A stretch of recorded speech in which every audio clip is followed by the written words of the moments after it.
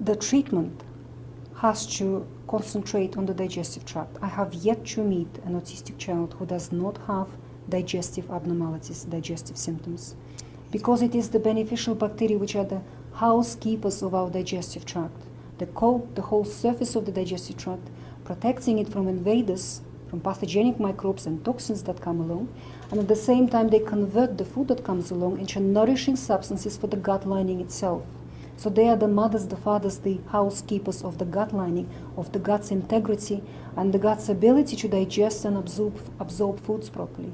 So when the beneficial flora is not there, because the child hasn't acquired it to start with from the mother properly, then whatever the child has acquired has been wiped out by antibiotics and other drugs, and vaccination has interfered there.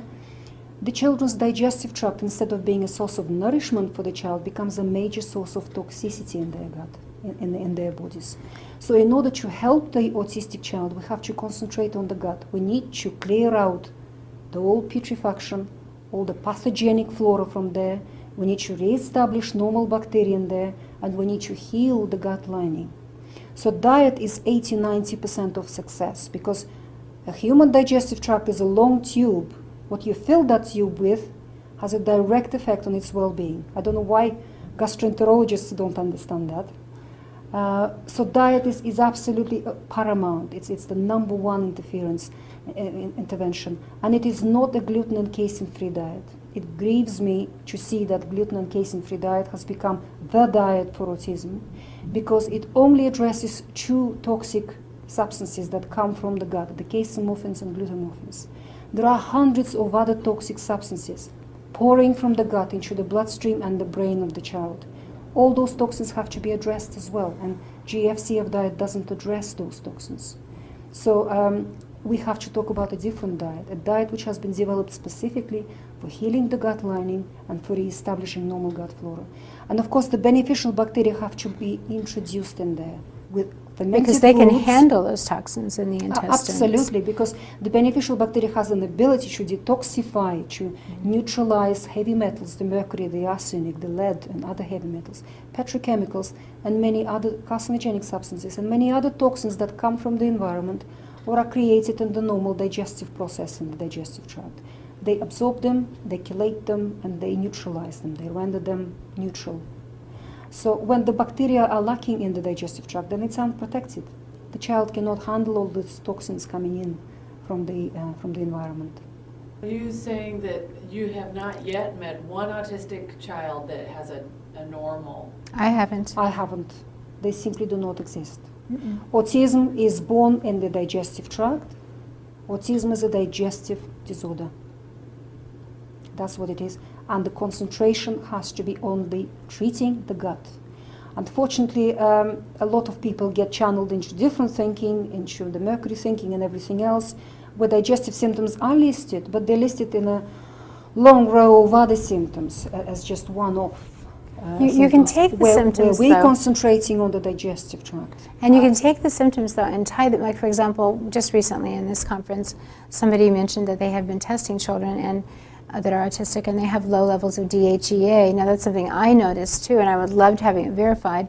But why low levels of DHEA? You can trace that back to the fact that they're not because of the gut dysbiosis, the adrenals, which produce DHEA, for example, are not being nourished. The body, every single organ in the body has to be nourished. The brain has to be nourished.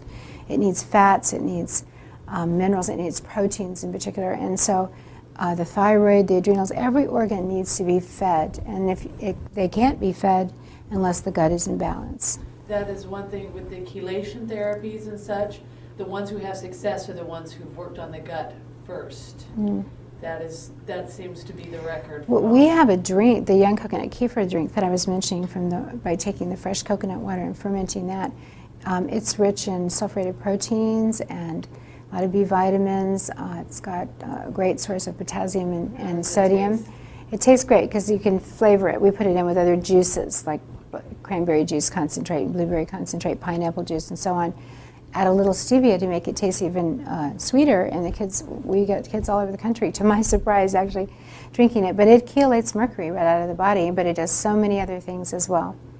And such a gentle way to chelate, because the other forms of chelation are actually leaving the body stripped of minerals, and our whole goal is to replenish the minerals in the body.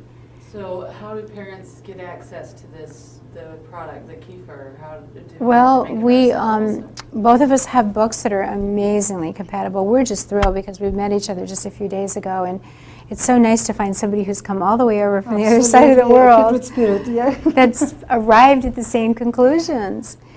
So both of our books really have tremendous amount of information. I've got the Body Ecology Diet. Should show you a book, Donna. Yeah. Okay, here it is, right here. Brand new cover. There we go. And 2 books.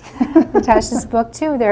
I To think read. people should read both the books, and by the time they're finished, they'll be absolutely convinced that this is the place to focus, and they're going to get results. We have excellent results. Absolutely. Fermented foods are wonderful. It is a traditional, ancient way of introducing probiotic bacteria in the digestive tract, because people didn't have refrigerators and freezers for centuries. That was the natural way of preserving foods. They used to ferment foods. And I think one of the reasons that Natasha has arrived at this is she's from Russia. And Russia is ferment everything. one of the healthiest countries in the world. The children are Ferment so everything. healthy in Russia. Do you have autism in Russia? We do. You do? We do. Well, they still have fermented foods, and it'd be interesting to know why they have. Because we have the same epidemic of gut dysbiosis due to error of antibiotics and overuse of antibiotics. And That is have the people main reason. abandoned the fermented foods? Because what I'm finding is in countries like Japan, for example, they're abandoning their traditional diets. The new generations, unfortunately, are being channeled into, because after perestroika, all the Western way of living and the advertising and the commercial pressure came in. So young generations are eating much more processed foods than the older generations, and they don't ferment as much.